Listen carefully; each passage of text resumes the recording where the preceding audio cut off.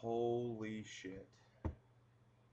Just, I don't even know. That was an absolute disaster of a football game. Um, the focus has to be on the offensive line. They were an absolute disaster. It was pitiful. Arkansas had Stephen Barrera's number all night, and eventually they pulled him after he looked fantastic against UAB. He was supposed to be the starting left tackle who was supposed to change everything, who was supposed to be this great offensive lineman for the SWC rivalry renewal. He bombed. And it wasn't even where you could say, oh, well, he played great for a little bit and then he flaked later on. No, the whole game. And it's not just him, the entire offensive line was awful. There are no words for that. And when the offensive line had to play a D line worth a damn, you saw Gerard Johnson forcing a lot of passes. He was off his back foot. He overshot Tannehill a lot. He overshot Easy Wachiku.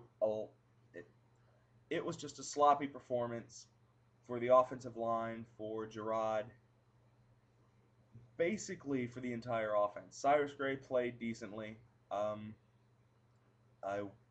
do have that positive for this absolute train wreck of a football game. Defensively, holy shit, it was an abomination. It really was. The defense did get pressure on Ryan Mallett occasionally. That was a plus. Von Miller was in the backfield occasionally, did make some hits. The D tackles were all right. Spencer Neely, Tony Gerard got a little bit of pressure. Garrick Williams looked a mess. Blew a couple of assignments. Couldn't make his tackles. Trent Hunter was all right.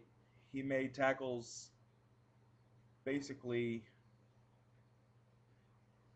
He did make his tackles, but there were some times when on the kill touchdown for Arkansas, the final one, where I think he's a true freshman running back, ran for a 63-yard score. He shook Trent Hunter out of his shoes, and Trent Hunter was lying on his stomach gasping for air. He got absolutely beat. And I know it was a throwaway game at that time. It was 40-19. Nobody was thinking, well, A&M's going to come back. But you got to play the rest of the game. Oh my God, I think the best player today was Randy Bullock, the kicker. That's how absolutely god awful this game was. The player of the game was a kicker. That is an absolute disaster of a game. I picked A&M to win 34-28. The game started well. The offense clicked well. The defense got pressure on Mallett, and Ryan Mallett did force some throws. There was the occasional bit of pressure, but overall Mallett had all day and tomorrow to throw, and he exploited an okay but really young secondary. And that young secondary is going to make mistakes. That's just how it is. Next week we have Okie State here in a game that a lot of Aggies fans were saying, well, we're 3-0, so we're going to crush Arkansas, and then we're going to go and have that momentum in for Okie State. Well, now you just lost by 28.